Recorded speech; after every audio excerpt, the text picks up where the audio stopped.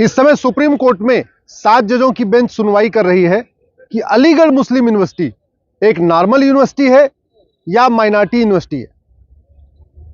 कपिल सिब्बल साहब, राजीव धवन साहब अपनी दलील दे रहे हैं कि अलीगढ़ मुस्लिम यूनिवर्सिटी एक माइनॉरिटी यूनिवर्सिटी है, उसको माइनॉरिटी यूनिवर्सिटी का स्टेटस मिलना चाहिए क्योंकि वहां मेजॉरिटी मुस्लिम छात्र पढ़ते हैं और अभी तक जो वहां पे वाइस चांसलर होते आए हैं वो मुस्लिम्स रहे हैं।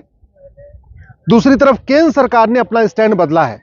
इसके पहले जो कांग्रेस की सरकार थी उसने सुप्रीम कोर्ट में एफिडेविट दाखिल करके कहा था कि अलीगढ़ मुस्लिम यूनिवर्सिटी एक माइनॉरिटी यूनिवर्सिटी है, लेकिन वर्तमान सरकार ने अपना स्टैंड बदल दिया है और केंद्र की बीजेपी सरकार, मोदी सरकार ने कहा है कि अलीगढ़ यूनिवर्सिटी माइनॉरिटी यूनिवर्सिटी नहीं है, एक नॉर्मल यूनिवर्सिटी है। हमारा यह कहना है, आजादी की 75वीं वर्षगांठ मना रहे हैं, आज तक माइनॉरिटी डिफाइन नहीं हुआ। 1% वाला माइनॉरिटी कहलाएगा कि 1.5% वाला माइनॉरिटी कहलाएगा कि 2% वाला माइनॉरिटी कहलाएगा। नेशनल लेवल पे माइनॉरिटी को आइडेंटिफाई किया जाएगा या स्टेट लेवल पे माइनॉरिटी को आइडेंटिफाई किया जाएगा या डिस्ट्रिक्ट लेवल पे माइनॉरिटी को आइडेंटिफाई किया जाएगा। न तो किसी संविधान में माइनॉरिटी डिफाइन है, न किसी कानून में माइनॉरिटी डिफाइन है। फिर ये minority university, minority institution, minority affair ministry, minority commission, ये चल कैसे रहा है? आखिर सबसे पहले तो माइनॉरिटी डिफाइन होना चाहिए। यूएन कहता है any group or community which is socially, economically, politically non dominant and inferior in population. ऐसा समुदाय जो सोशली, जिसका कोई सामाजिक वजूद न हो, इकोनॉमिकली जिसकी कोई आर्थिक हैसियत न हो, पॉलिटिकली जिसका कोई राजनीतिक वजूद न हो, राजनीतिक प्रभाव न हो, और इनफीरियर इन पॉपुलेशन, संख्या में नगण्य हो, उसको कहते हैं माइनॉरिटी। ये यूएन की डिफिनीशन है। उसके हिसाब से तो भारत में केवल यहूदी माइनॉरिटी हो सकते हैं, दूसरा कोई माइनॉरिटी हो नहीं सकता, या पारसी भी माइनॉरिटी हो सकते हैं। लेकिन मुस्लिम्स जो आज की डेट में 20 करोड़ से ज्यादा है, वो माइनॉरिटी कैसे हो सकते हैं? भारत के तो 200 जिलों की डेमोग्राफी बदल चुकी है। 200 जिलों में तो हिंदू एक्चुअल में संख्या में कम हो चुके हैं। तहसील के हिसाब से देखें तो 900 तहसील में संख्या कम हो चुकी है। अगर राज्यवार देखें तो 900 राज्यों में संख्या कम हो चुकी है। फिर यह माइनॉरिटी कैसे हो सकता है? इसलिए हमारा यह कहना है कि सबसे पहले इस माइनॉरिटी मेजॉरिटी को कॉन्सेप्ट को खत्म किया जाए। अगर भारत एक सेकुलर देश है, संविधान में सेकुलरिज्म शब्द जोड़ दिया गया है, फिर ये माइनॉरिटी मेजॉरिटी का कॉन्सेप्ट क्यों चल रहा है? माइनॉरिटी मेजॉरिटी का कॉन्सेप्ट तो पाकिस्तान में चल सकता है, जो शरीयत से चलता है, जहां सब लोग एक समान नहीं है। बांग्लादेश में माइनॉरिटी मेजॉरिटी का कॉन्सेप्ट चल सकता है। बांग्लादेश के माइनॉरिटीज को प्रोटेक्शन की जरूरत है, इसलिए वहां माइनॉरिटी इंस्टीट्यूशन भी होना चाहिए, माइनॉरिटी अफेयर मिनिस्ट्री होनी चाहिए, माइनॉरिटी कमीशन भी होना चाहिए। पाकिस्तान में माइनॉरिटी कमीशन की जरूरत है, माइनॉरिटी अफेयर मिनिस्ट्री की जरूरत है। अफगानिस्तान में माइनॉरिटी कमीशन की जरूरत है, माइनॉरिटी अफेयर मिनिस्ट्री की जरूरत है। क्यों? क्योंकि वहां पे जो माइनॉरिटी है वो लगातार कम होते चले जा रहे हैं, संख्या में खत्म होते जा रहे हैं। अफगानिस्तान में केवल 20 हिंदू बचे हैं, पाकिस्तान में केवल 2% हिंदू बचे हैं, बांग्लादेश में केवल 7% हिंदू बचे हैं। इसलिए वहां उनको प्रोटेक्ट करने की जरूरत है। लेकिन भारत में जो कम्युनिटी लगातार बढ़ रही है, हर जनगणना में उसकी संख्या बढ़ती जा रही है। आज की डेट में 150 लोकसभा क्षेत्रों में डिसाइड करती है कौन जीतेगा कौन हारेगा। उसको माइनॉरिटी का दर्जा देना, उसको माइनॉरिटी का लाभ देना, यह बिल्कुल गलत है।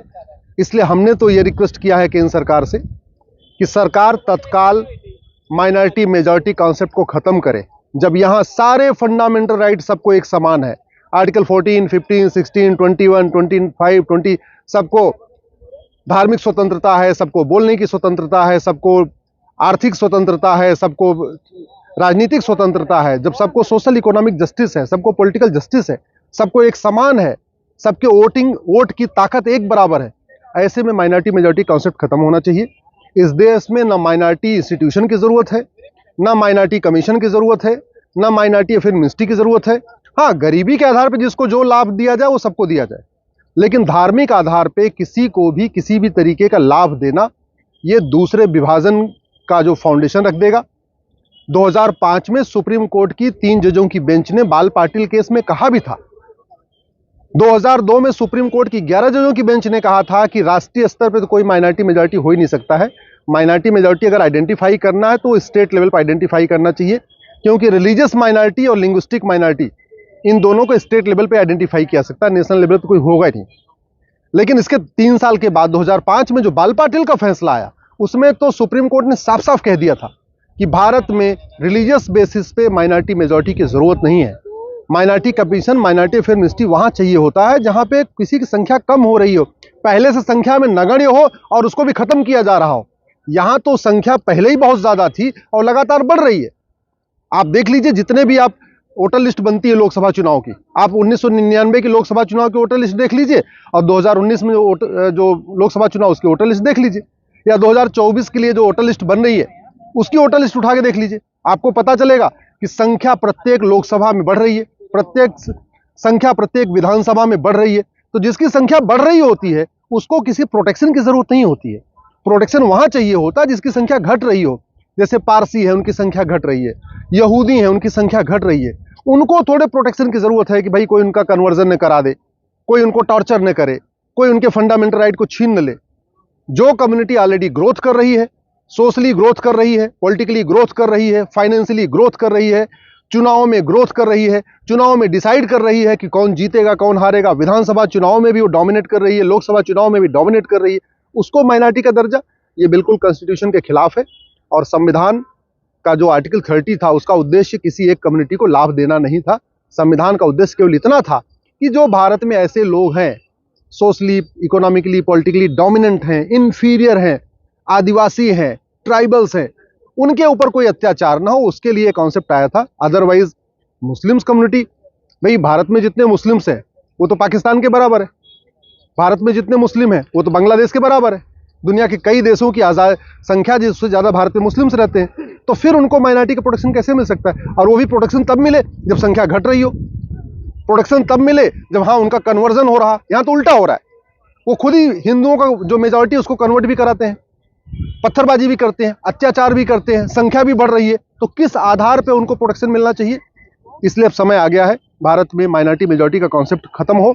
ना माइनॉरिटी कमीशन, ना माइनॉरिटी इंस्टीट्यूशन, ना माइनॉरिटी स्कूल, ना माइनॉरिटी अफेयर मिनिस्ट्री, जो कुछ हो वो सबके लिए ओपन हो।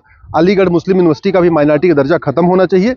और मैं आशा करता हूं सुप्रीम कोर्ट की 7 जजों की बेंच भी ये फैसला सुनाएगी और अलीगढ़ यूनिवर्सिटी का जो माइनॉरिटी वाला झगड़ा चल रहा है वो खत्म होगा और उसको एक नॉर्मल यूनिवर्सिटी के तरीके ट्रीट किया जाएगा।